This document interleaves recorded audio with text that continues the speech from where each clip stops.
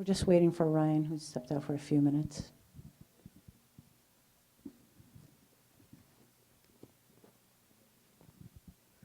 So I'm just going to start on my own. How many of you enjoyed the movie? How many of you learned something new today? I did. So Ryan stepped out for a few minutes because he needed to. So it's kind of heavy for him.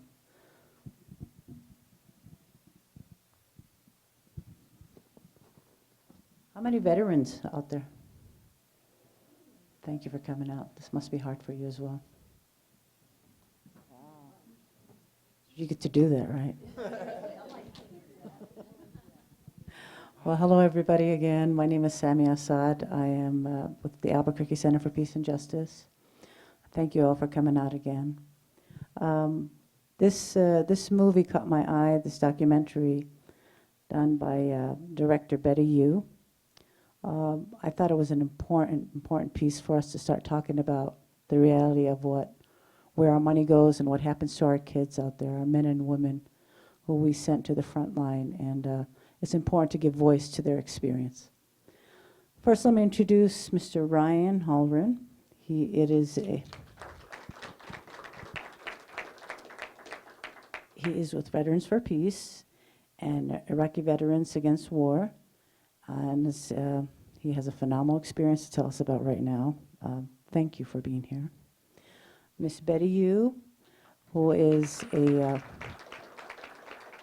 social justice activist, artist, film documentary maker, just an all-around phenomenal activist. She's an adjunct professor in New York, and I am very proud to call her a friend. Thank you. Thank you for coming out. And Miss Monique Salhab, who is with Veterans for Peace out here in Albuquerque. She's phenomenal, and she's a friend as well. Thank you all for coming out here. I want to ask each one of you, Ryan, tell me why you felt the need to take part in this movie.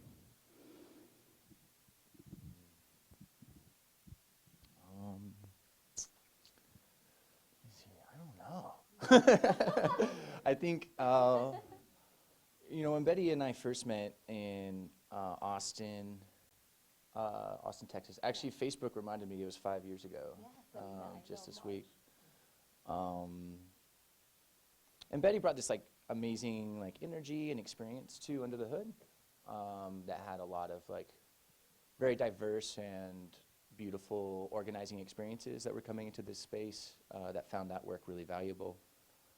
And to be honest, I mean, this piece is more of a reflection, I think, of Betty's vision. Which I think is, incredibly well done and powerful and beautiful. As an artist, I think Betty had countless directions that she could have gone through. I mean, she had participated with us, in the movement, on the streets and in organizing meetings. And I don't think there was any lack of footage or direction, but I think that, I think the power we feel from this film is a result of, I just want to recognize that. My participation was largely just, I guess, just willing to be vulnerable, and having these moments where, it's not so much about me, but it's about these stories, and that aren't heard in the dominant narrative. And when Betty first came to us, telling how important it was for us to tell our own story, gave me the strength to kind of tell mine in front of her camera.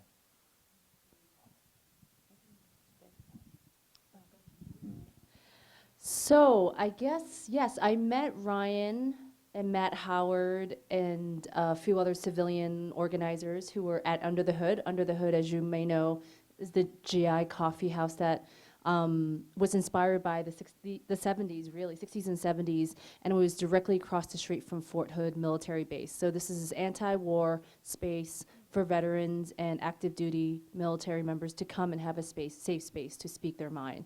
And I, by accident, met these guys at a South by Southwest in Austin for something else.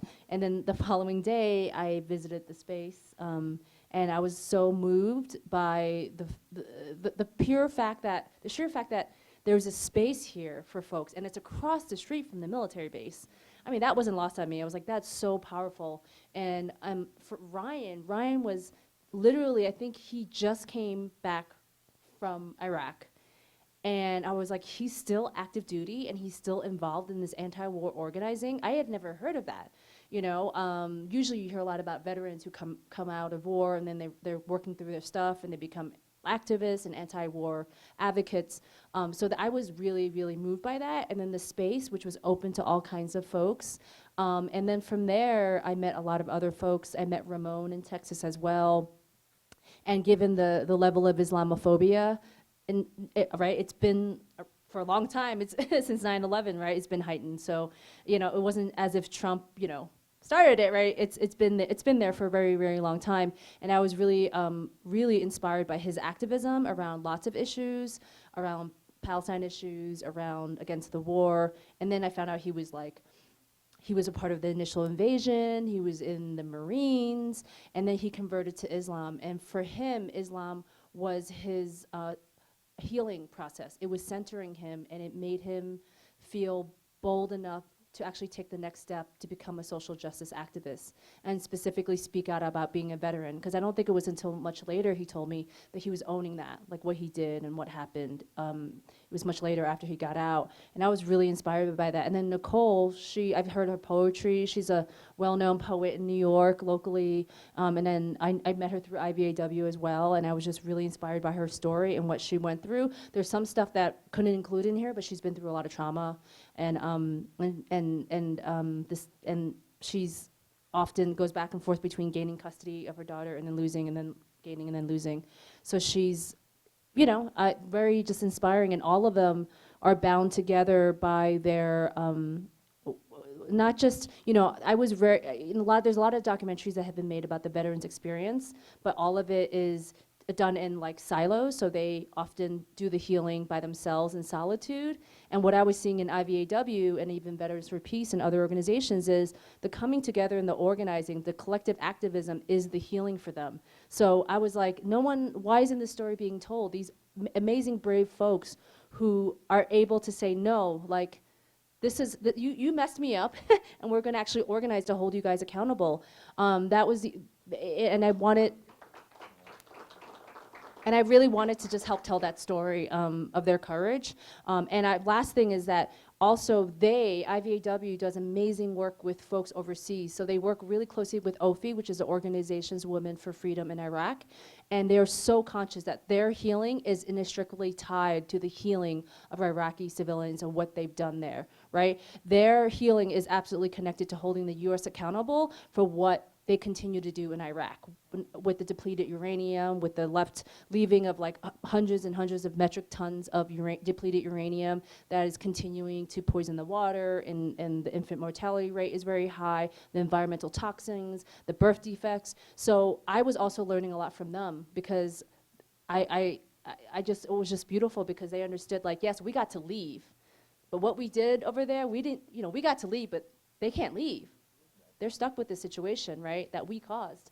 And so that was also something I really, hopefully in the next film, I want to capture that piece, because I've been working with Ofi, one of the women, the leader, Yanar Mohammed.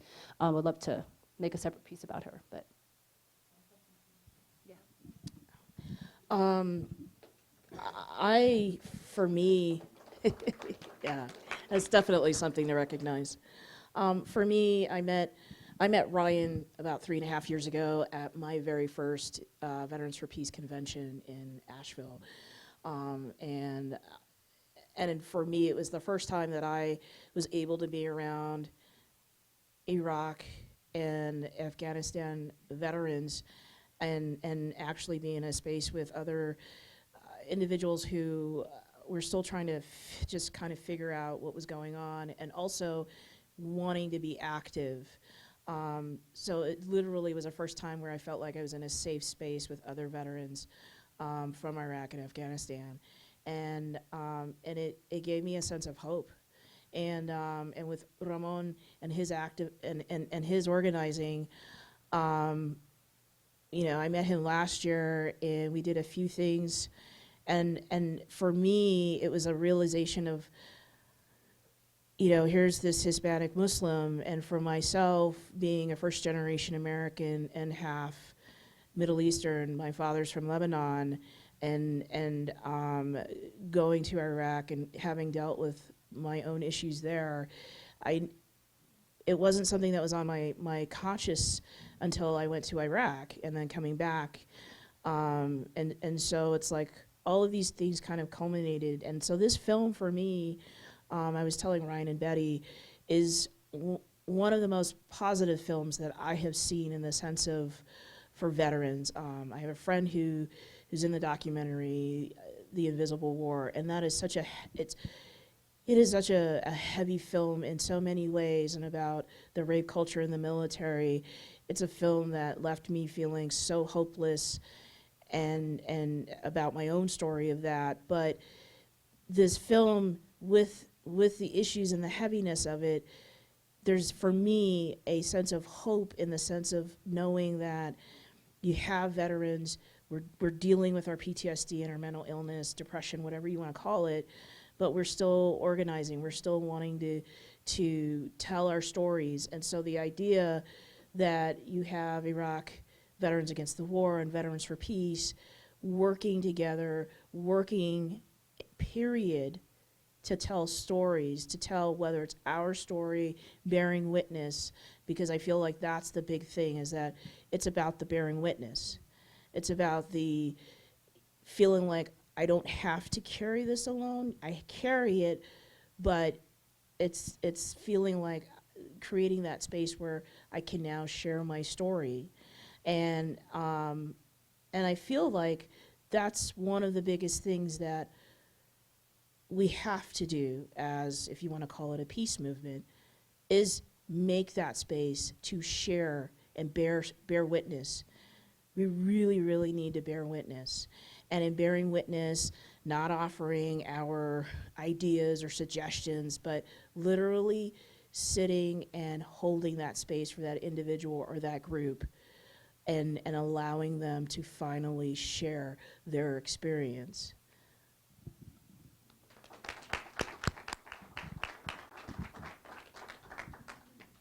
I thank you for that. We need to hear that. We talk about Ramon Miehad. Ramon and I were buddies marching in D.C. and he also went with me from the RNC to the DNC caravan. We protested at the Republican National Conference and the Democratic National Conference. So I got to get to know Ramon, and I really appreciate his story. Talking about the seizures, it hit me hard when he was talking about that. He told me some of his story, but I did not know how much pain he was going through. And I'd like you maybe to talk about, I know you tell us about the before and the after, how we saw that, but can you elaborate a little more about the relationships that you had between your peers in the military? Did you have any support? Did you confide in each other?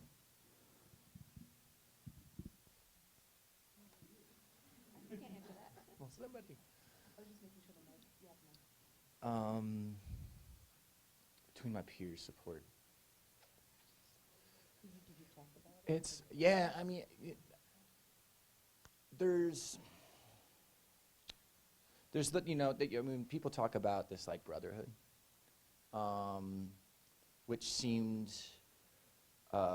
conditional, in certain ways, like, I mean, because of the military culture and the toxic masculinity that's associated with it. I think the ways in which, like, I don't know, the intimacy was throttled, and it was not sufficient. I think a lot of my battle buddies kind of hold on to the idea of what they did was right, because of these concepts around moral injury. And the more that, we as veterans who had participated in this occupation understands the consequences of what we had actually done, like the more I understand, the more kind of weight my heart carries.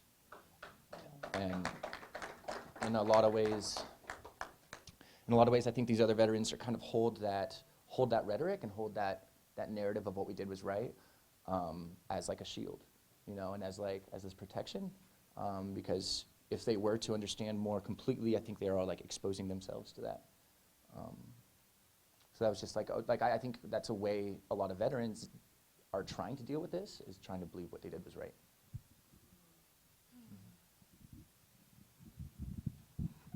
So for me, I did not have the most positive experience either. I went in by choice after I went to college, and it's very much this male, this patriarchal society in and of itself. And I was in a field, I was in security forces where it's male dominated, and you know, I was in a flight of 101 men, and 10 of us were women. And so that was a stark realization for me of what my reality would be, and then to sort of ensure that we as women understood that we were alone. What they did was they split us up. So we then no longer had each other. It literally was this isolation, and this self-destruction.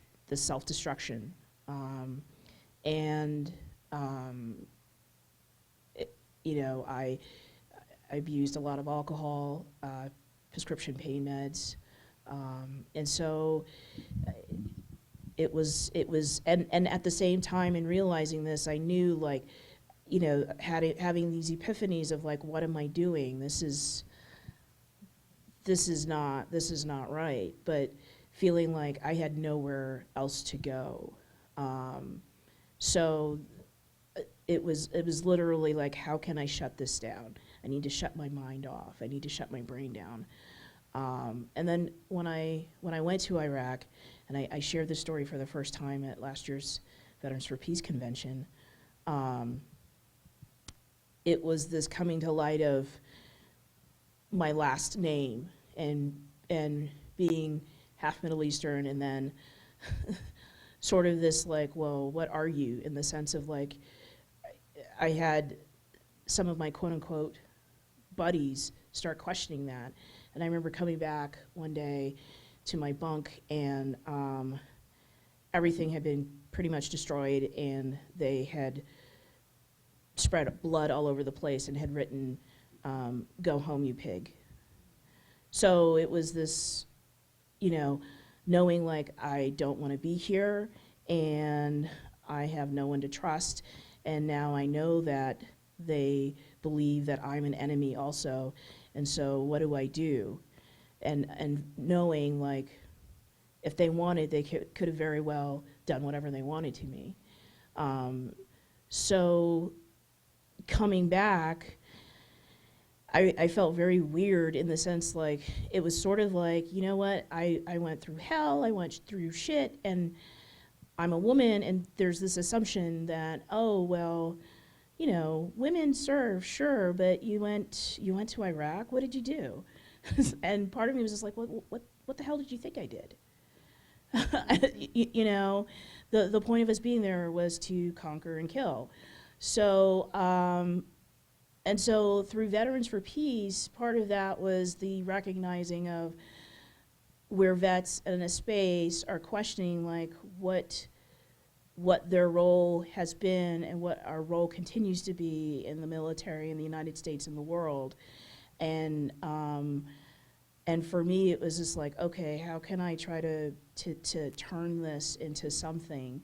Because it was very isolationist, and going to the VA and getting my bag of meds, and going through cycles of depression and wanting to kill myself and feeling like there was nothing to live for.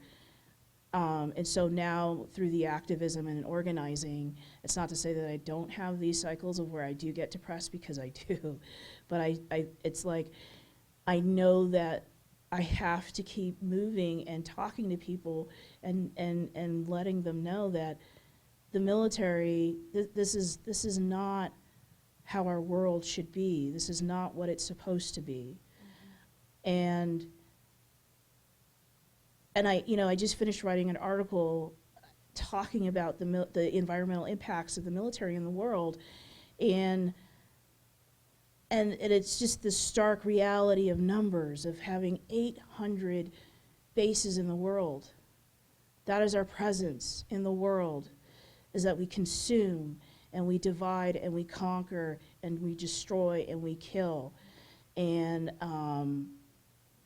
there are moments where I just am so saddened by that. But, Ryan and Ramon and other veterans who organize and are active are reminders that they're aware of that, and they're finding ways of moving, so I have to keep moving.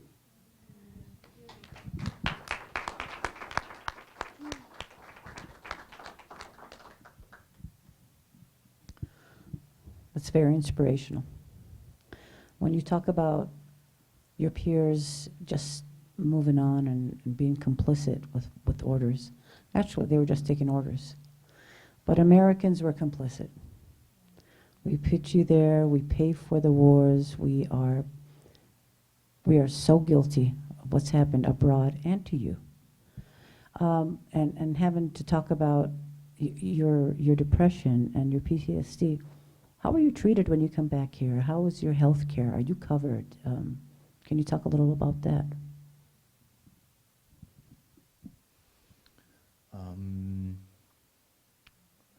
I kind of mentioned it in the film, but my first access to mental health care was from an organizer named Ty, who they organized with Civilian Soldier Alliance, and saw me in pain and facilitated that access in ways.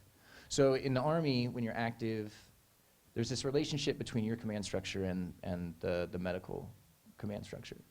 So anything you do reveal to a medical doctor, they are in turn obligated to notify your command. So if I were to express, that I was like struggling, in any of these ways, and we see the symptoms of PTSD, which are pretty common, veterans excel at a few things. Intimate partner violence and domestic violence is higher among veterans. Houselessness, substance abuse, suicide. You don't have space in the service to express a struggle around any of those issues without compromising your freedom in a lot of ways, without being, being stigmatized and then reprimanded for exhibiting symptoms. And a lot of the work that we do now with the GI Rights Hotline and supporting active service members is, all these folks are pretty messed up after multiple deployments, 15-month deployments, stop loss. When they begin to exhibit those symptoms, it's met with zero compassion and only discipline. So they're discharged without their benefits. So a lot of these soldiers who are, all service members who are struggling the most are kicked out without any access. And I know that when I've gotten to the VA kind of falls back on a handful of pretty they're struggling. They have no fucking idea. I mean, they're trying. When I was in San Francisco, they were one of the more experimental, liberal ones, and it was basically just like walls of studies. All the universities were trying anything they could. Again, the medication, that statement around the med change was coming from active to the VA, and everybody was just like, what the fuck do we do, there's I've found certain things today that are a part of my self-care. And a lot of those skills were found through this community. This is not something that the VA has supported me in, but it's something that, through work with veterans is being seeing somebody struggle and be like, hey, how'd you, Ramon, you know what I mean? When I was hurting coming back, homeboy was on the invasion, I was on the exit. I was literally one of the last convoys coming out. So he's had some time to go through that struggle and learn those lessons. And, was there to hold my hand and feeling not alone in the struggle, and I think that's done more for me than, anything else, is working with these people side by side,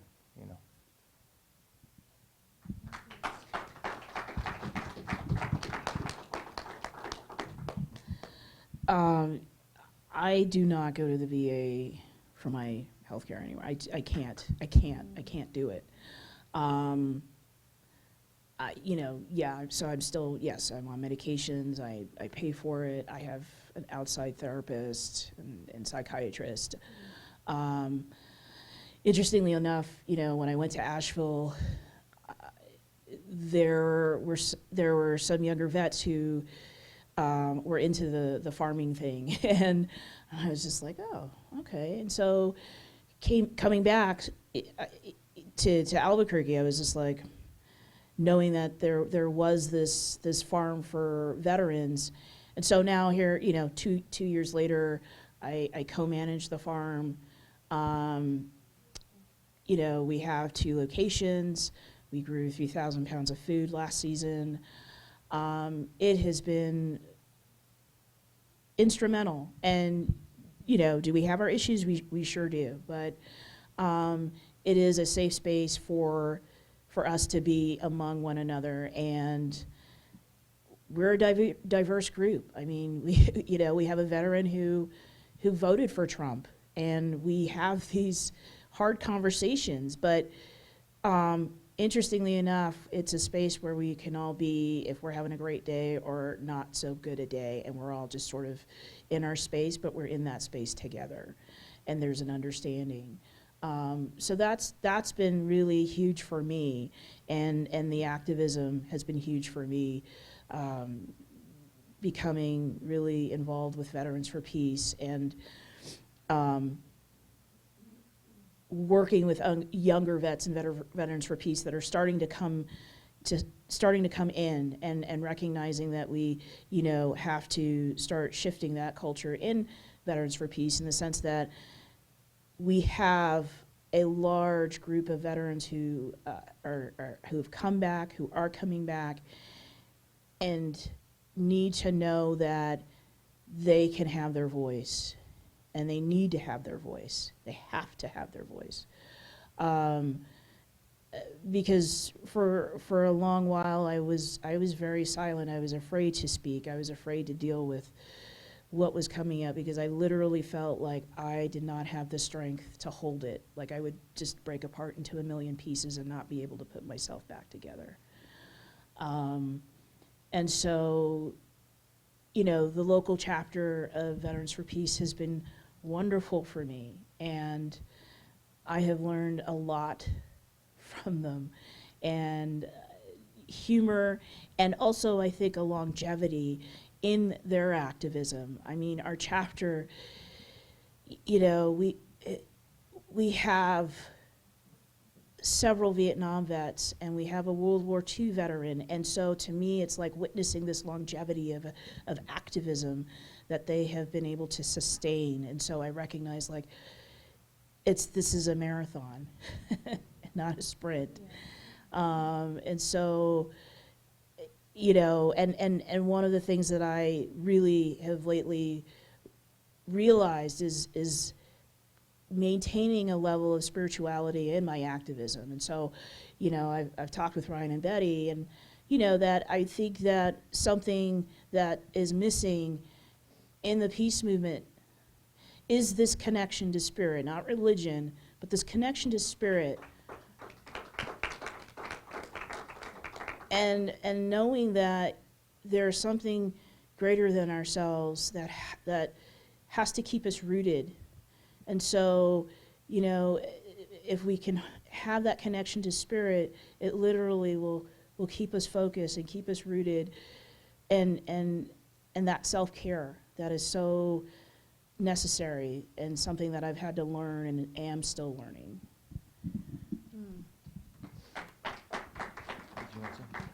Can I say one more thing to that? I think one thing that Betty's film, speaks to really well, like, are those the thing that all three of us have in common is our work. It's the organizing and the activism. And when you ask, like, what have the treatments for PTSD look like, is I think what this film does really well at portraying is the activism has served me. It has. Like I said, that moral injury and carrying that weight And there's this calling and this like obligation to do something. And it's not, you know, I guess it's an opportunity. It's not like I do the work begrudgingly. But I guess I have to pick that apart more, but there is something that's very solid and very necessary in my healing, that's connected to doing this work. You can't numb away your act, you know, it can't be in a pill form, the answer to what just happened. You have to have a pathway to finding out and dealing with it. I'm going to get to Q&A in a few, but by the way, talking about spirituality, Ramon Mija was supposed to be here, and we have Ryan instead. We were so lucky to have you. He had his issues, even though he converted to Islam, and it helped him. But with Trump winning and the pressure of the Muslim ban and dealing with the Muslim community, everybody's in a state of panic, not knowing how to deal with it. And he was questioning some spirituality, and he's going to Saudi Arabia right now as we speak to find some solemn and do Umrah in Mecca. So we wish him well.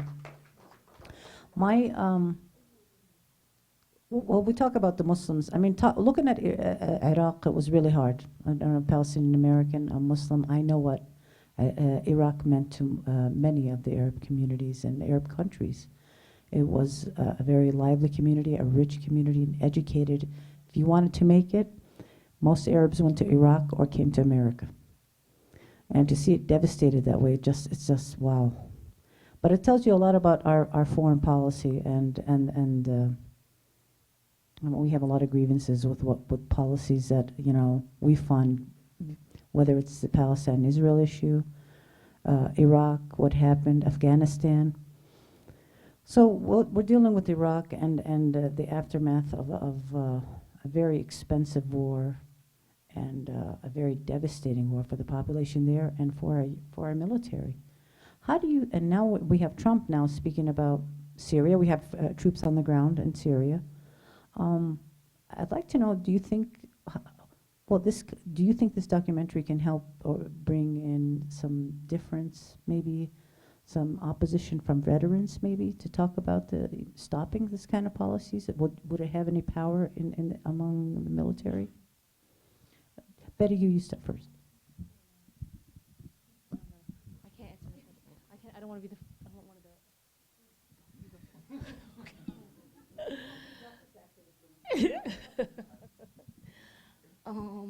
Gosh, that's a tough question. It's a really. I need to buy some time.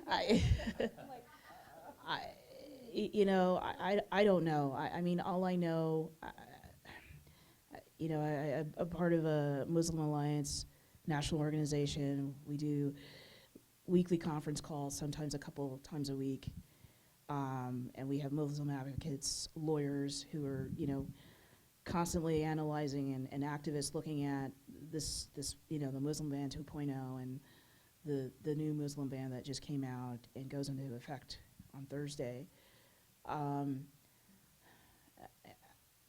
guess I don't know. I mean, for me, and what we talk about is the language, our language around it. Mainstream media and the administration, and even the administration prior in the Bush administration, the way that they framed Islamophobia is in the sense of painting this, us versus them, that Muslims are evil, that, extreme vetting, all of these key words. And so a lot of what we talk about is our language that we use and reframing it. And I don't know about policies. I just know that every day when I go out and I'm talking with people, I am being acutely aware of my interactions with them and how I'm framing this issue of Islamophobia, and also making a point that, as a veteran, that I'm against this ban. It's ridiculous, it's stupid. And also as first generation American, being half Muslim, I'm also a Buddhist. I chose to be a practicing Buddhist, so it's like, I recognize that I have this freedom in the sense of I don't wear the hijab, and so for me, I look at a woman who's a practicing Muslim wearing the hijab, that is an act of courage to me. And so I try to make it a point when I see a woman wearing the hijab to go and thank her for that courage, because it is knowing and not knowing who may come up to her and throw something, assault, yell, spit, whatever. So I'm just trying to focus on my language and my organizing, because we're living in an altered state of reality, alternative facts. But so I'm not counting on this administration to really shift in any way. I'm looking at like how our movement can shift in how we treat one another in bearing witness, and how we relate to one another and honoring each other, and how we can sustain ourselves in the long haul. That's how I'm looking at it. So thank you for giving me a few minutes to think. I'm thinking, okay. But I think that for the film, my aim with the film, my goal with the film, and in general with all of my art media work that I do, is always providing a platform for folks who are most directly impacted by the issue to tell their own story, right? You can't give anyone voice. You're providing a platform so that people can tell their own stories and share it. And for me, it feels like it's my duty to make sure I work with the folks to make sure that they feel comfortable, obviously, in the way that they're portrayed. And I think that for me, the film for me was to honestly, like when you were saying it's a reflection of my own narrative, I guess, or my own vision. When I first met these folks in 2012, I was one of these really radical activists where I was like, you know what, screw veterans. No, but I was like, screw veterans, screw the military. It's a voluntary war, and you get what you asked for. And honestly, I was like one of those folks who was out there, protesting, Bush, the invasion of the war in 2003, and really active. And I had no relationship really to the veteran community other than some of my friends who had joined, but I wasn't really close to them. And this is the first time I was like, wow, there are these anti-war veterans. I heard about IBAW, but I didn't know much about them. And for me, I guess it was trying to use this film to speak to other folks that actually not everyone is this gung-ho, like machine gun toting, like person, right? Like there are people who join because of economic situation, right? It's an economic draft, a lot of people say, to escape their neighborhood, right? Or often there's communities like, Nicole talks about, she didn't talk about it in the film, but she talked about it with me where she grew up. It was like incarceration, the military, and you can't afford college. So you really had two options. And so I started to understand the complexity more. And for me, it was about telling the story and sharing it to the people beyond the choir, because I didn't want to make another activist film. We've seen all the activist films, like Rally, I had a lot of protest footage, that I could have included, but I really wanted to use this film to talk to folks who were like veterans, who were like kind of like maybe starting to question, or still drinking the Kool-Aid maybe, and folks who doesn't have much interaction with veterans, because it's like 0.5% of the population are actually in the military or have any contact with people in the military, like military families. So 0.5 of the population is very different than World War II or even the Vietnam War. So I feel like it was really important to make this film to just, this is the everyday lives that folks are what they're going through, and how they're healing through religion, poetry, creativity. Organizing, of course, is like a through line. And the other thing I wanted to do is use this as a piece to talk about Islamophobia, because I thought it was really interesting, because actually Ramon told me there are a lot of other people who are converts as well, who converted, who are veterans. It's because they started hearing the call of prayer every morning, and he said it stuck with him, that, and it's the image of the woman, in the river. He's like, it would keep him up like nightmares. And for him, it came full circle when he decided to study the religion, and it liberated him, And I think that that's important to remember. And so I would love to show this film, especially given the time we're in with Syria and probably a war in Syria and military increased spending, drone warfare like all over the place. People think drones are like the kindler, gentler, weapon of war, but it's not, So I think it's important to talk about it in this context. Is still really relevant, I think, and particularly challenging the Islamophobia that is so pervasive right now. So, yeah. Exactly, right. So, and then, yeah, anyway, I was just gonna say, and I just would love to make this other film about Yanar, who's Iraqi, yeah, so Yanar Mohammed, is a refugee from the first Gulf War. She fled, her entire hometown in Baghdad was destroyed, and she sought refuge in Toronto, in Canada. She got refugee status. She's the head of the organization's Women for Freedom in Iraq, and she's been organizing, I believe, since 2003, 2004. She goes back and forth between Iraq and Canada. And this last time, I think she's there now. She's been staying there permanently. But when ISIS took over on different parts, she has different shelters. So her organizing work is around organizing like women in particular, victims of war. And then she's been doing a lot of stuff in Hawija in the north, where a lot of the pictures that you might have seen of kids born with birth defects from the depleted uranium and the environmental toxins. She's been working with the women there to document that. But then the other elements is 2014, she's been creating shelter space for a lot of the young girls who've been victims of sexual jihad, like 12, 13-year-old girls.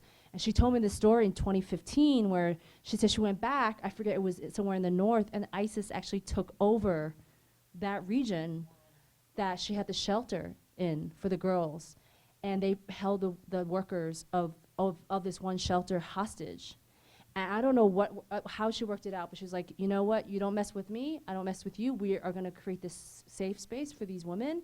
And she's just an incredible woman. I mean, the amount of work, if you look her up, she's like all over the place. She's like world-renowned Iraqi activist, peace activist woman, Yanar Mohammed. So I've been filming her on and off, and I would love to make a separate piece about her and the work she does. She's just incredible. But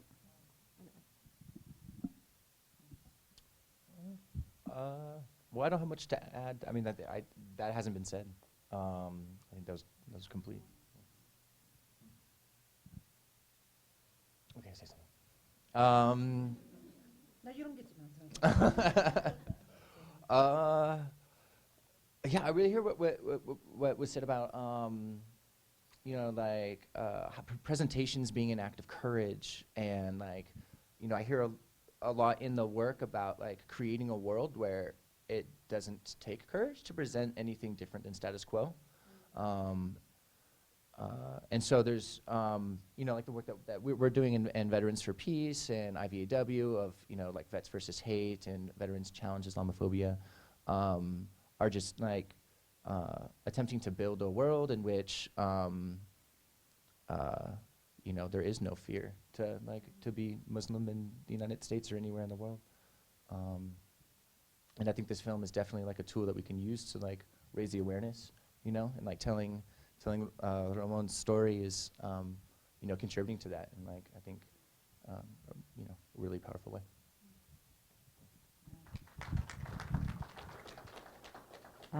This is my last question, and I'm giving it to the audience. So many questions. You talk about Yanar Mohammed and how strong of her to have a camp and counsel rape victims. What about if you're comfortable enough talking about rape or rape culture in the military? Are you able to address this or talk about it a little?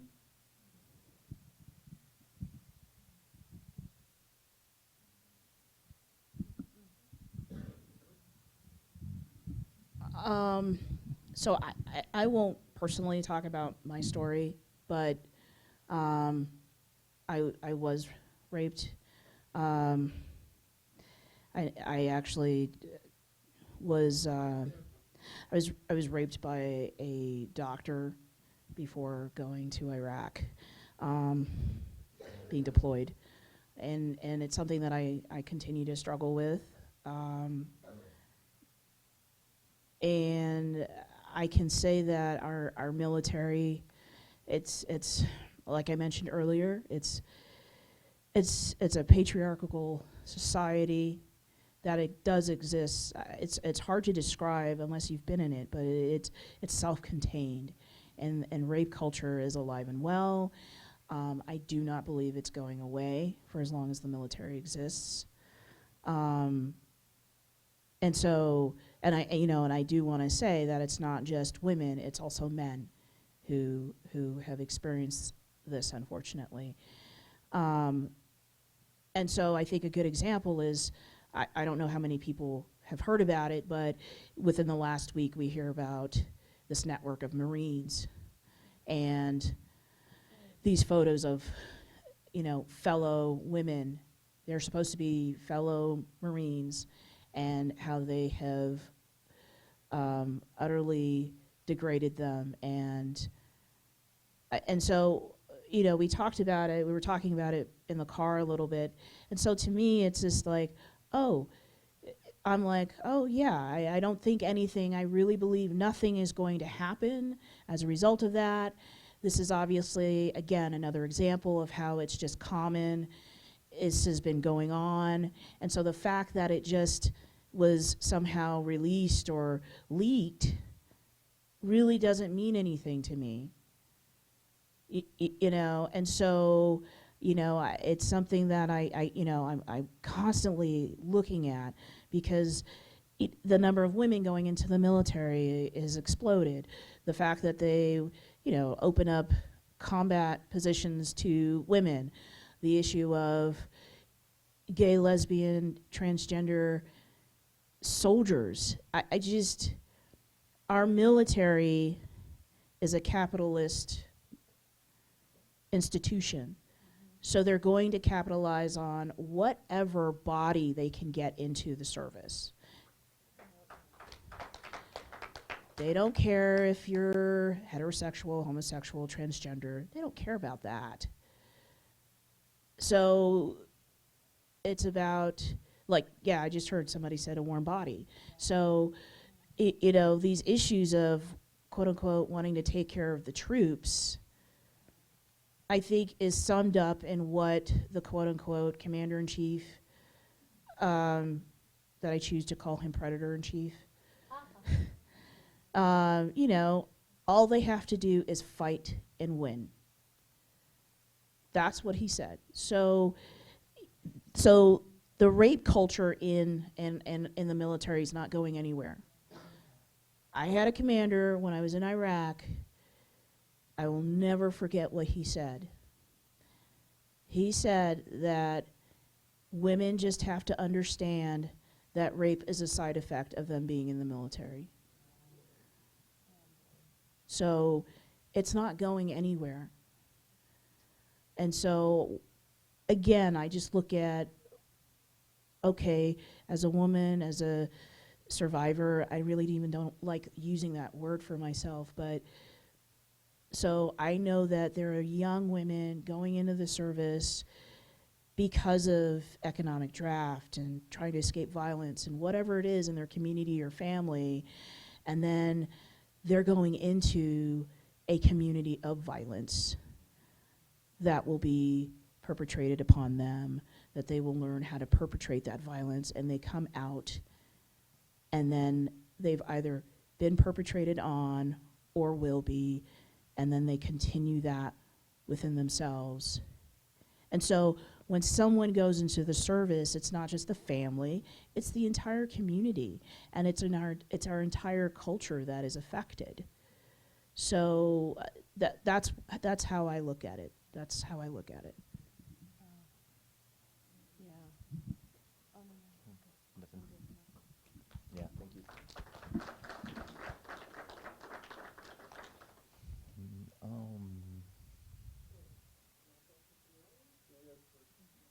One second, he's going to answer this 1 second. Yeah, I'll just try to make it really brief. I think that, yes, military sexual trauma is a very large issue in the military. 1 in 3 women, and this is an underreported statistic, but 1 in 3 women can expect sexual assault in their service. Like you said, it's not exclusive to women at all. But I think about, yeah, you kind of got me thinking a little bit about what I mean, war is incentivized. And, we have these industries that are that are completely dependent on the military industrialized complex to function. And when we have this in a capitalistic society, we have so much energy and so many resources going behind the security of this mechanism, this military functioning the way it does, then with no regard to humanity or no compassion for the people who are participating in that mechanism.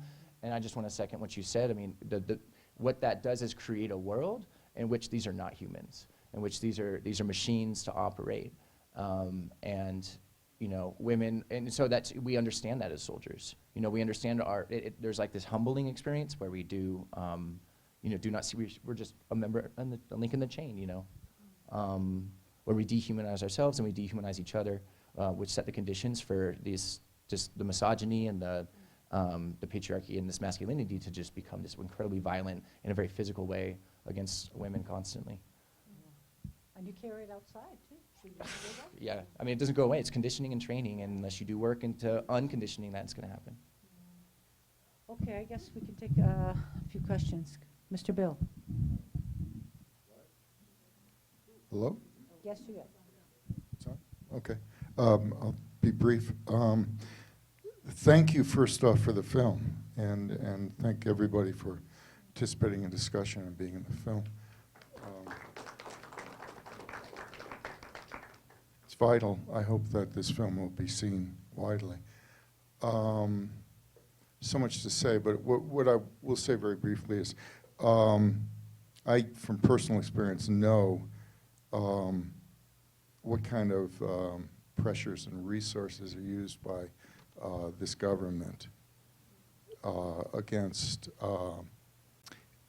any families who might even possibly potentially be seen as dissident to the military policy, okay? And if they be military families, there's a tremendous, I can bore people with horror stories if they would like later. But I do think what we are talking about is not honor the military, honor the troops. It's stop this shit now, okay? We did in the 60s, and I'm gray hair, right? Much of our focus, and it was easier because it was a draft, so you couldn't call it a volunteer army. It didn't draft everybody, it was unequal, but there was a draft. So it was easier to organize against recruitment and against the draft. Signs of resistance to recruitment are starting to show up now, but we all need to realize there's going to be tremendous attacks on anyone who does that, okay? You try to get the ROTC out of the high schools here, see what happens to you, okay? And they won't play clean, they'll play dirty. Topic for a future film would be dissident military families and Gold Star families. I don't know how that film would be made, but it would be an interesting film. Okay, anybody else question? Yeah, I'm concerned with people who, like the two of you who did join the military. I mean, you understand more than someone like me where you were when you made the decision to go. And how do we reach young people like this? I mean, I know as organizations you think about that, but I'm thinking high school kids, how do we, what would be your dream for reaching them, and what feasible means are there to reach them, knowing that we can't just go show the film in any high school we want to? That's my question. Thank you.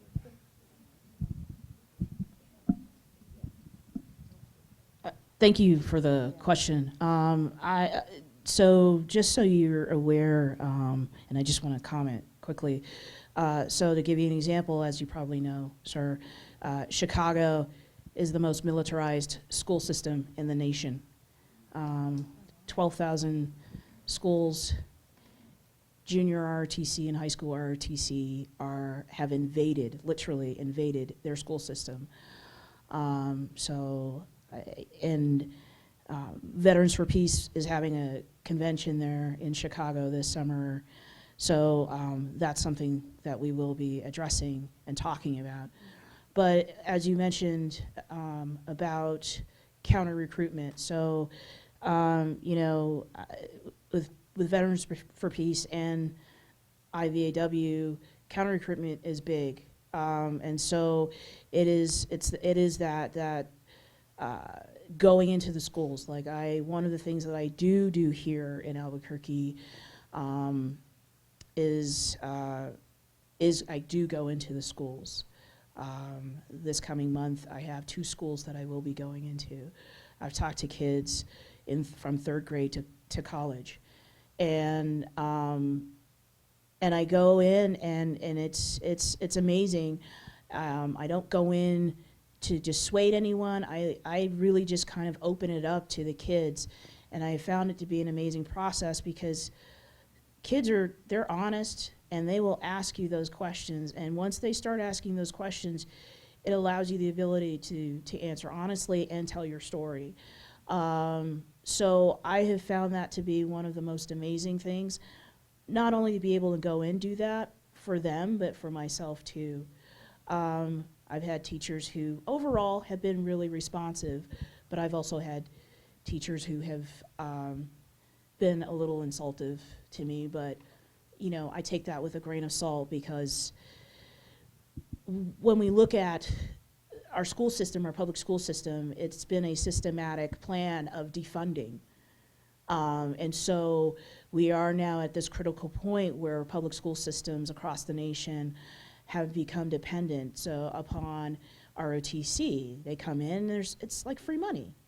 So it's hard for a school to say no when they've got a crumbling building and don't have enough books and things like that for their kids. But when, you know, and that's why I say it's about our language, our use of language. So when I talk about literally, it's about pimping out your students to the government, it shifts that thinking. Because that's what they're doing. They're selling off kids to the government. Yeah. And so counter recruitment is big. It's one avenue. It's just one piece of the puzzle, in my opinion. So I hope that answers your question. I'll say, just to answer, you know, and again, there's a lot of things that Monique had just spoken to.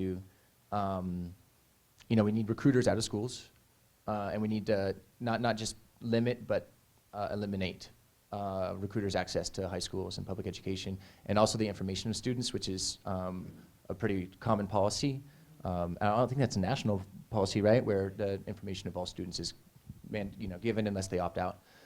And then we also need access. It's hard to get in. You know, I was in a classroom this last, like 4 classes this last week, and it's really difficult. You need to find like a really liberal. So we need more access to tell these stories. There's no lack of veterans who are willing to share their experience in those environments, but there's definitely a lack of those environments.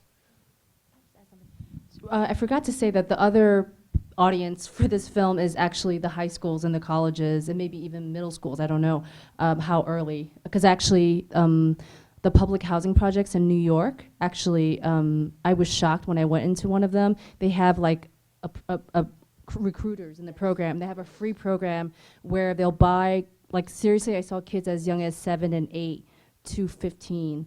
And every Saturday they meet up with military people, I guess, active duty people, and they train them in certain things. And it's like cute for them, you know, and they buy them their uniforms. It's sick. This is the first time I saw it, like 2 years ago in the public housing projects in New York City. And I was like, what the F? Yeah. Anyway, point is that I part of this film project is to create discussion guides and materials for teachers to be able to use and facilitators. So not just in the public school environment or colleges, but anywhere, a church, a mosque, wherever people want to like show the film in a community center. And so that's something I want to develop very closely with the groups, with the IVAW and Vets for Peace and other groups, to figure out how to create teaching tools so that it'll be easy to just use these films and also make shorter clips and pull clips that are not in this film, because I have like 40 hours of footage where you can also use these various clips. And I have found that, well, with this, I don't know, maybe to me, it's not like an overtly like beating you over the head film. So I don't know. Hopefully this might be an easier way to get it into the schools. I really don't know. But I'm going to embark on that next year. Any more questions? Willard? And then the gentleman here. Can somebody help me with stacking? Yes. Yeah.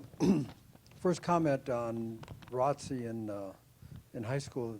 If you look at APS, some of the highest paid teachers, I mean, $80,000, $90,000 a year are the ROTC instructors. And they make much more than the regular teachers.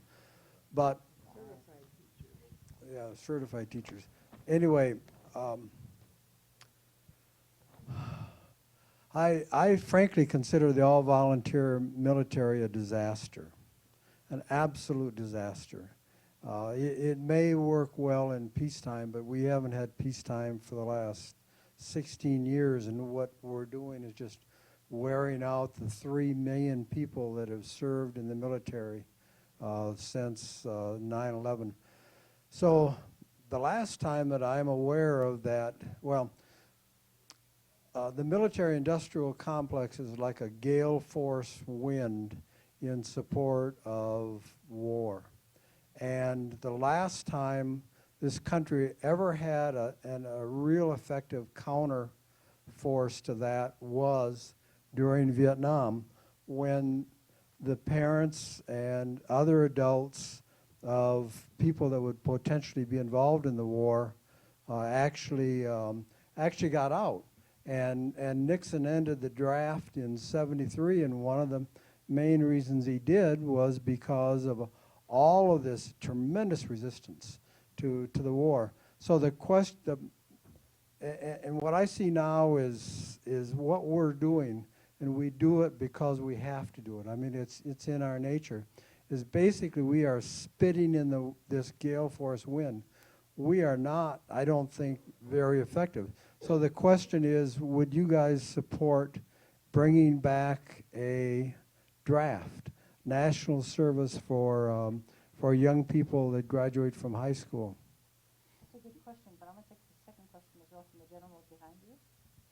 And then we'll take it from you.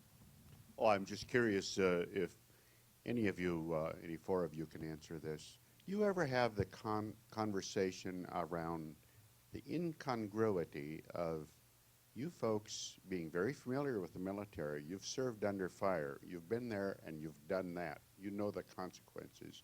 You can smell it. And yet we have two people that I can think of, W. Bush and the present guy, who are draft dodgers, and they're in charge of all of this. The incongruity of that. Who has the most credibility? You speaking or these two draft dodgers? I don't get it. Maybe you have that conversation? Clinton, yes. Mm-hmm. So those are two good questions. I don't know too much about, what exactly the future looks like, or, I think those are a lot of very real, like possibilities that me and my comrades have like talked about, over a campfire to organizing a meeting or something, as a potential. But I can't speak to much of a well-developed opinion. But one thing that does strike me is also like, I think a part of the work that we do as anti-war veterans is also kind of deconstructing the honor and the disproportionate value given to people who do serve. Because I think a lot of those ideas are also contributing to these like systems of control that we're also fighting.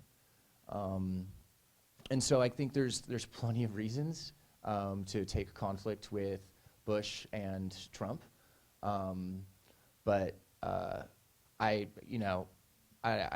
don't want to pull that card. You know what I mean? I think like on the list of things that like really concern me about them, that their veteran status, and like I actually do really struggle personally about like and have been struggling more recently about using the privilege I have as a veteran, and like I don't think we actually should be elevating participation in these imperialist foreign policies, and they are historically so. And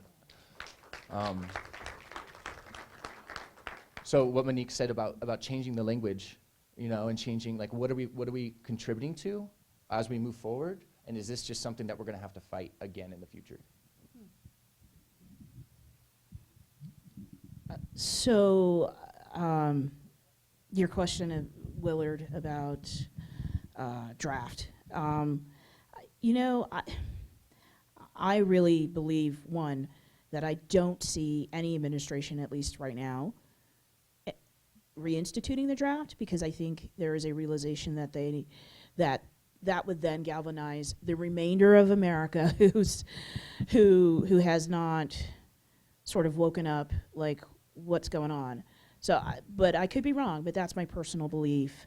I would rather see a level of service, the ability to have some level of, in our country, for a young person to serve in a humane way in their communities, rebuilding or teaching, something that is actively rebuilding and giving back.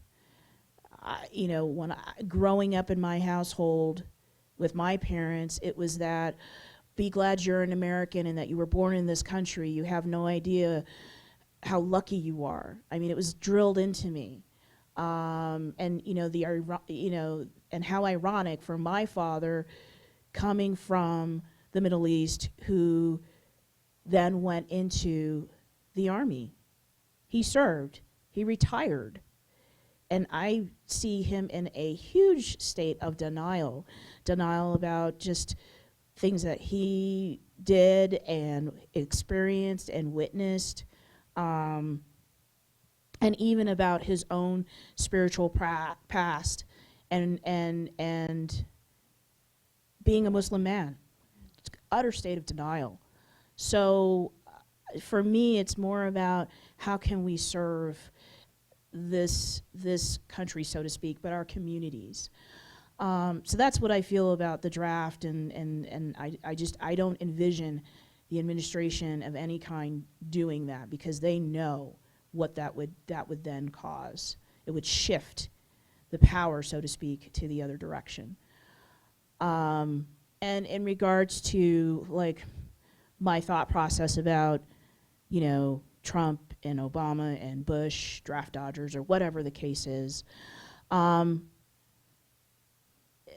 for me as a woman and a person of color and all of those things that go along with the labels that society puts on me, I just look at it that, one, I live in an uber patriarchal society, and I sometimes am resentful about that.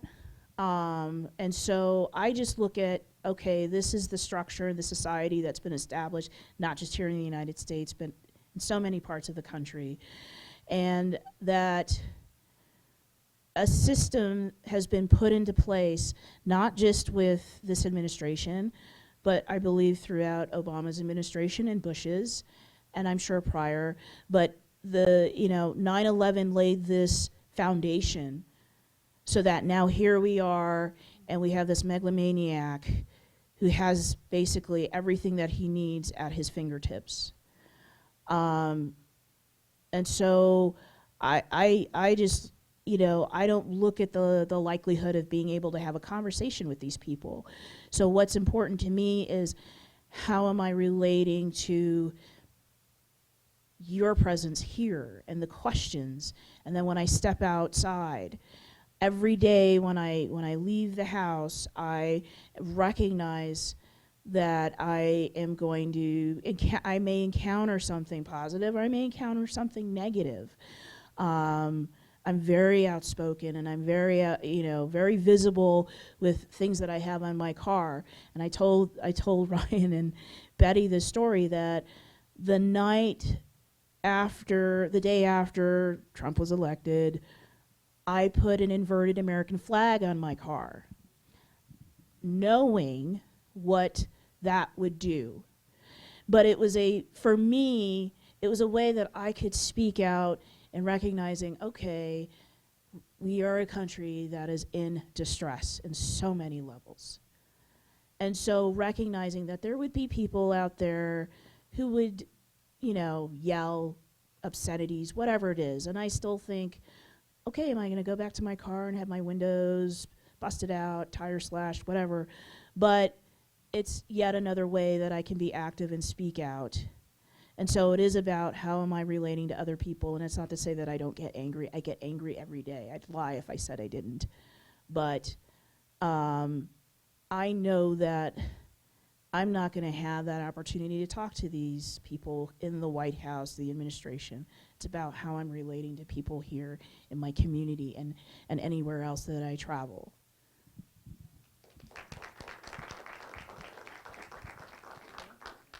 First, I'd like to thank you all for.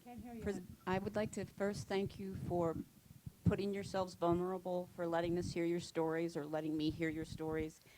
I know there's veterans out there, but I don't know the pain that you go through or what you experience, and it's nice to know that there are many people that we should be looking at differently. One of my questions for you is, considering the experience that you've had as a woman in the military, first, a lot of the negative things that you got, were those partly because you had a Muslim name when you were in Iraq, or was that because you were a woman, or both? Both. Oh. So both. And so, and I choose to consider myself a woman of color, but I know that when people look at me, they see a black woman, and that's just, again, you know, them not knowing my story. So I don't take offense to it, but it's both. And I did have a conversation with my father about that 5 years ago, and when I talked a little bit about just being in Iraq and what I experienced, and you know, for a little bit he became human and then quickly reverted. But you know, one of the things that he did say was that he himself had experienced some issues, is what he called it, when he was in the service. But and then he said, well, you experienced what you experienced, you know, because of your last name. But, you know, you did what you had to do. And that's just who you are. And so, again, it's just like not really having a conversation, but, you know, but yeah, so I don't know if that answers your question. Well, I was also curious, I mean, based on that, though, and on what Ryan said as well, the whole system, the way it is set up, being very anti-woman. And do you think that the military, as it's set up, is and the way that they have conscripted women into the military, that it's really safe for women, or should there be a different approach to how women are allowed to serve that at the same time protects them as, and I'm not saying that I'm not saying that I feel like women are vulnerable in that sense that they don't have that strength, but if you put yourselves in the lion's den, maybe you're going to have a problem. Is it not safe for women the way that it's set up? No, military will never be safe for women. You know, I mean, I chose to go in, no one pulled my arm. It was that whole idea of service to my country thing. But, you know, I actually, when I got out the first time, I was relieved. I was like, whew, I made it out. I didn't have to deal with being raped, blah, blah, blah. But I was stop lost. I got a letter in the mail 3.5 years later. So yeah. So then when I was raped, it was like, you know, it was like, okay, now I'm a part of this, another tick on the wall. But did I, you know, I saw it throughout my time in the military. I had a couple of friends who, one who was raped, one who was sexually harassed. I did not see it as a safe environment at all. That I could, you know, I was a woman of color, and I was a lesbian. So I did not, you know, it was not like, and so how ironic, right? I'm like, so let me go into the military where I'm just gonna like subject myself to even more of that crap. So then when I got to Iraq, I was like, talk about hypervigilance through the roof. I was literally, if you want to call it, the mad angry black woman, who was like, you're not gonna fuck with me. I will kill anybody who touches me. That was my mindset. So I was not a very nice person, but the military, to go back, it is not a safe environment for anyone, in my opinion. But if you are a woman, you are prey, and you are there for one purpose, so to speak, and that is to fill a void for men. And then you put them in a war zone, and you have a level of animalistic behavior that comes through. So yeah. So I'm going on, but I don't know if that answers your question. How ironic, we send the military to save women. Right? We'll take the last question, then I have Well, one closing statement. It has to do with, there are national level organizations that serve young people, particularly I'm thinking of 4-H, for example, that is intended to build leadership, community service skills, understanding that. I'm wondering if they could be approached by one of you who knows how to speak in a way that they would listen, especially when you have a curriculum. I think it would be useful to approach specifically 4-H with this. And I don't know how to frame it, but I think it would be worth considering to bring it into that conversation. You know, what does service mean? It could be a bigger picture question. Don't, throw it in their face about, do you want to serve in the military or not? But just put that piece inside a bigger curriculum about what does it mean to serve your country, something like that. They're very powerful, they're widespread, they're all over the country. There's 4-H is, that's, Yeah, it funded is, by the it government. is. It's mostly a volunteer organization, and they're all over the, it's not run day to day from the top of anything, but they do get together. Just a thought. That's a tricky question. How do you advocate for a patriotic military, but one that's humane and serves the right purpose or the right mission, as you may see it? Talk to people. How do you create a space inside an organization like that where the question can come up about what would it mean to me if I began to serve? Just a suggestion. That'd be interesting. Go ahead.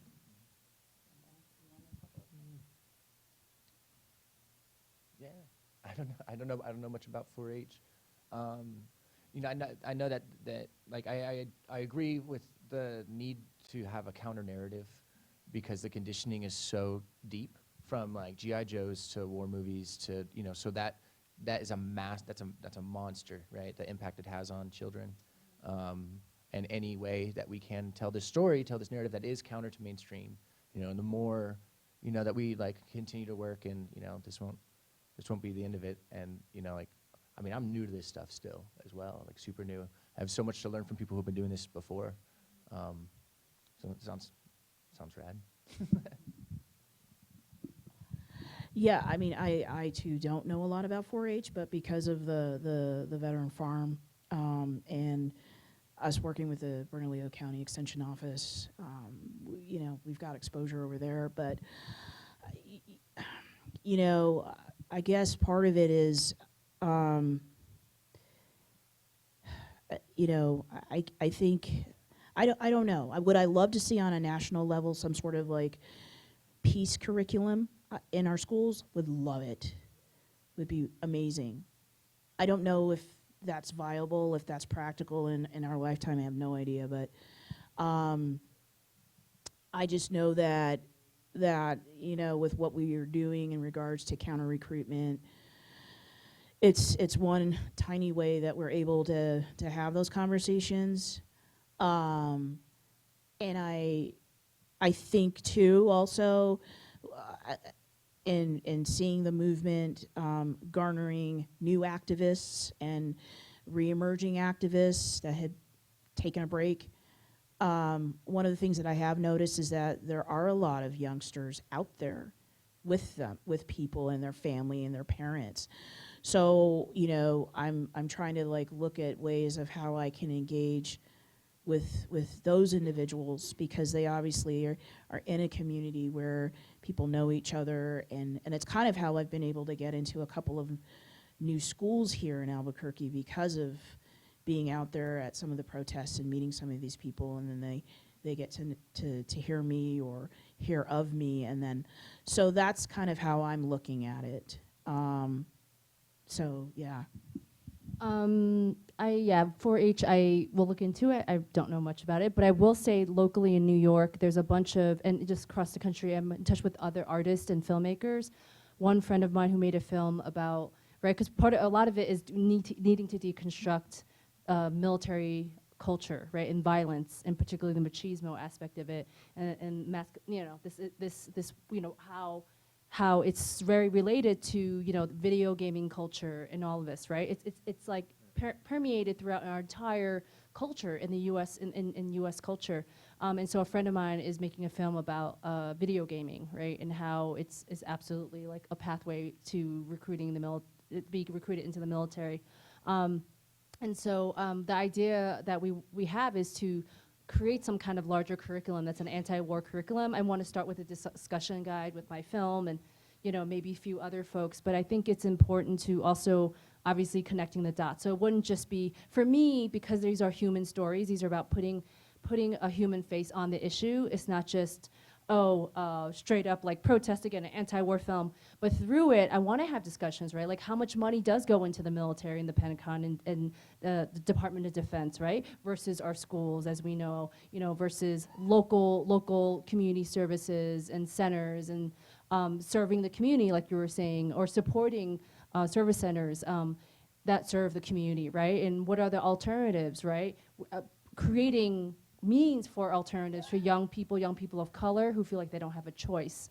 And also talking about how it's completely tied to, the military industrial complex is very tied to the prison industrial complex in so many ways. And the curriculum for me is not just about, yes, the veteran stories, but how it's all, you know, systemic, and how it's the underlying fundamental structural nature of the military and its need to function, and how it functions within a capitalist society. And specifically in New York, a lot of veterans become cops.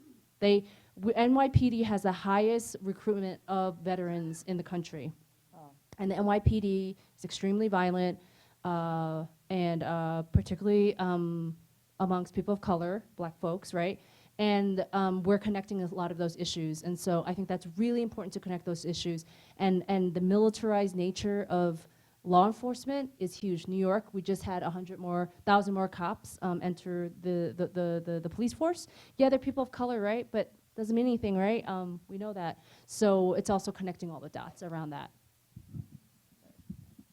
Kind of touched on the question I was going to ask you about.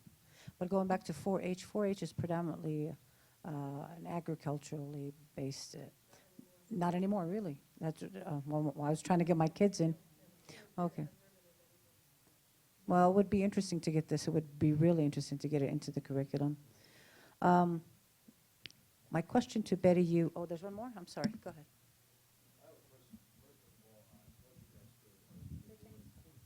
I think it's for the film, yeah. And then this. Right. Yeah, I just have a quick question. I applaud you guys for everything you're doing. 20 years from now, you guys are successful and you've achieved what you guys want to do, and now it's all computerized and it's all drones, and we no longer have victims on both sides. Now it's just them. What then? I mean, how do we start changing the system itself, which is the problem? And in war, very few of the people that are in charge and that are actually causing these wars are affected. It's always the innocent on both sides. So how do we combat that? How do we put an end to this machine that is just growing and growing and growing and growing? Thank you. Yes, wow, that's real. I mean, The military culture, and I know, well, I wanted to see if, I don't know, IVAW is doing a lot of work around, it's called Drop the Mic, which is like, you can probably explain more. But do want to say that the Veterans for Peace and IVAW it's been really, really amazing to watch the intersection of issues, like with Black Lives Matter, with, the war on black bodies, right, by police, immigration, the Muslim ban. It's been amazing to see, like, I don't know, yeah, the intersectionality, just to say that. But, Yeah, I was going to ask you about that actually, because you are a community activist as well as a Chinese American, and you deal with Chinese issues with the gentrification of Chinatown in Manhattan, right? Does this kind of was this an incentive as well? I mean, like, look at this panel. This is LGBTQ. You're talking Black, Asian, Palestinian. It touches so many Yeah. different people and different Yeah. ethnicities. Yeah, yeah. And the struggles interconnect. I mean, the intersectionality is very obvious. Was there something that drove you in from that as a Chinese American? That's a good question. Well, I guess I'll just say that I'm always moved by, in all of my artwork and media, is people's stories. So for me, I was born into a working class immigrant family. My parents are from Hong Kong, by way of, through Hong Kong, but from China. They were both garment workers who worked 16, 15 hours a day in a garment factory 7 days a week. I never spent any time with them. So I saw really clearly the economic violence in Chinatown and in New York City, really, immigrant communities, working class folks, white working class folks, and the abuse that the system, has, the toiling away long hours, and then the impact that it has on family. I never spent any time with my family because I was first generation and they were putting food on the table, working all the time. So from that, I was interested in people's stories. So I actually was involved in immigrant rights organizing and labor organizing in Chinatown, and made short films about people's stories of resilience and resistance. And I guess this is an extension of that. And now this work in Chinatown, we're exposing all this gentrification in New York City, this hyper luxury development displacing people. And there's a clear connection, I want to say, in all the communities that are facing gentrification. They're also being highly militarized by the police, because what's happening is that the police are coming in to basically criminalize certain activity, and basically surveil certain folks to protect the gentrifiers, the new people who are coming in. And so anyway, I see all these issues as always connected. I've never seen them as separate. And so for me, it always comes back to the story, though, of the resilience and the resistance of that one person who's coming together with a whole body, like a collective of people, to advocate for change. And that's just really, really powerful in this case, and just in other stories that I've been privileged to be able to help tell. So.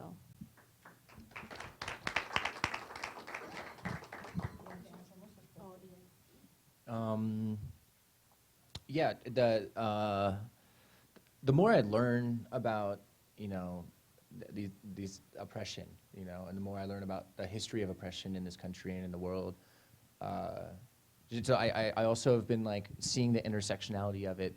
Like IVAW has this like transformative organizing model. So when I was like brought in as just a member, a large part of like just the training and the information that I was getting was also about like expanding and like progressing myself, and understanding or becoming more aware of like, my white privilege, my male privilege, being a cis white male, like puts me like way up there in the, in the access and the ease of things. So the intersections are endless, and so IVAW just recently launched this campaign called Drop the Mic, Drop the Military Industrialized Complex, because we were seeing members who were doing work, with BDS, and supporting pro-Palestinian work, and they were also in, which is very important, and we saw that they were, when we were in Ferguson, right, and when we were marching on the streets, we were seeing the same gas, and the same companies and the same contractors and the same money being used for these oppressions that we saw firsthand overseas, that we know and we're fighting for, that are also in our backyard. And so I think, I had mentioned it before, but that MIC, the mic, it's like, kind of found a way to like draw all of the ways in which this system that we need to be addressing the industry, the incentivizing of it, the environmental impacts that are, international, national. I've been learning a lot about the environmental impacts here in New Mexico, in this short time. Like missile range, USA. So there's a lot of ways, and I think that also we constantly need to be moving forward with all of those movements in mind. You know what I mean? And being open and like constantly hearing that work never stops.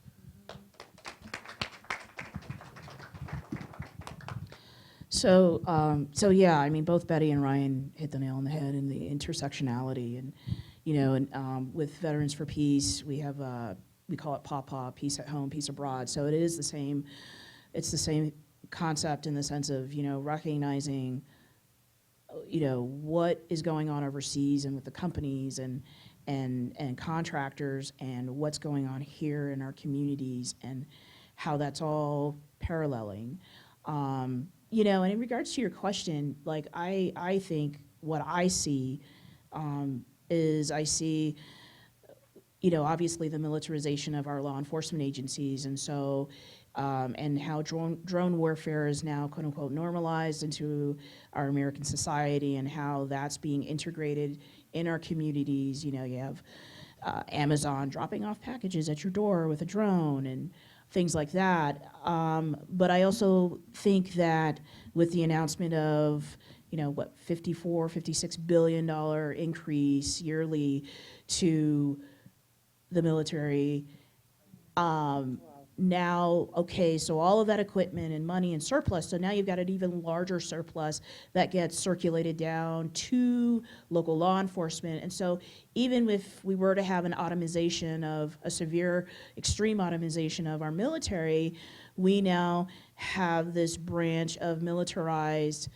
men and women in law enforcement who can now suppress even better Americans in their communities from freedom of speech and freedom of assembly and all of those things. The idea of like us being up here speaking about this, who's not to say that the idea of like coming together, this being outlawed and being a crime, which is what they're attempting to do, is make it a crime to assemble and protest. So, I'm constantly looking at how is this domino effect coming along? And I see it's coming along very well in the sense of the oppression of American society, in the sense of just doesn't matter whether you're Republican or Democrat or independent. Doesn't matter to me. I'm like that's not what they're looking at. It's about the suppression of ideas and the suppression of being a unique individual in our communities and talking about peace. So I think that's a great question though that you asked. Monique, I want to ask you: is Veterans for Peace doing anything about the undocumented soldiers that were deported? Oh, yeah, great Iraqi question. veterans We actually, in fact, have a chapter in Tijuana of undocumented soldiers. They're immigrants, so they've come here. They came here with their parents, with their kids, young, went to high school, some went to college, went into the military, told the story, dealing with their PTSD, struggling with that and substance abuse and all of that. They get arrested. Oh, you're undocumented. Okay, well, you've got to go serve your jail time. So they serve jail. I'll give you one story of this guy. He went to Afghanistan 3 times. He got into a bar fight. He was arrested, undocumented. He was charged with assault. He served 18 months in jail. Then they put him in a detention center for another 9 months, and then finally deported him. So he has no access to health care, no benefits, zip zilch. And for these veterans, when they die, they can come back over, their body can be shipped back to the States, and they get buried full honors, So that is, I think if anything, it's the idea of like, okay, how can we raise their voice, but I have to say they are an amazing group of individuals. They are loud. They have been telling their story. They are not afraid to be front and center. And I think part of this whole issue of, immigration and is now we get their story in on this, and so it shows like so the administration itself, everyone is affected, so they're just pretty much going across the board, and so you have a large number of undocumented veterans, and I have a feeling we're actually gonna start seeing more, and so possibly more deported, and through that hearing more of the stories. And again, it goes back to, in my opinion, the belief that you hear more of these stories, you bear witness, it's energy that then gets galvanized and gets pushed back into the movement. Well, we're going to end this right now. This conversation can go on and on. I know we're over, but I want to take this to a happy note. First off, I want to say how inspirational you all are. Thank you so much. And if you could leave us with one inspirational quote, each one of you, just one, leave us in a happy note. You're gonna be happy after all that. Just a little bit. Or inspired, not a happy note, inspired. Okay. I mean, I've drawn a lot of inspiration, in these times when we're seeing these presidential orders, like every week, and it got me for a second, you know what I mean? And it's getting a lot of people, and it kind of will, and it's a marathon, right? Like I'm hearing that. But I had these moments where, I feel like this crowd isn't unfamiliar with movements and a lot of the work that goes in the background. And I had these moments where I live now in Portland, Oregon, and I'd been on the streets, and seeing the numbers of people that come out, you know what I mean? And seeing this resistance and all the forms has just been, like what I've dreamt of, under, trying to participate in an anti-war movement under Obama. It was very difficult, and it was working uphill. And so I think in some ways, these systems are not new. Trump is just more vocal and more loud and more aggressive about it. But these things have been happening forever, and we've been fighting them forever. But now I think we have an opportunity where it is revealed, and these racists and the white supremacy of this nation is finally being revealed, and we can target that. Now we have targets, and we have people behind us. So that's where I'm like pretty, draw my strength.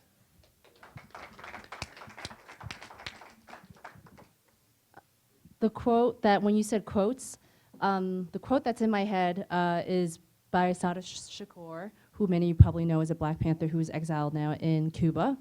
And it is our duty to fight for our freedom. It is our duty to win. We have nothing to lose but our chains. Yes, ma'am.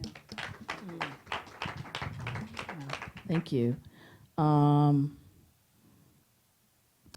guess something that I think about daily is that I try to hold with me is, only through spirit are all things possible.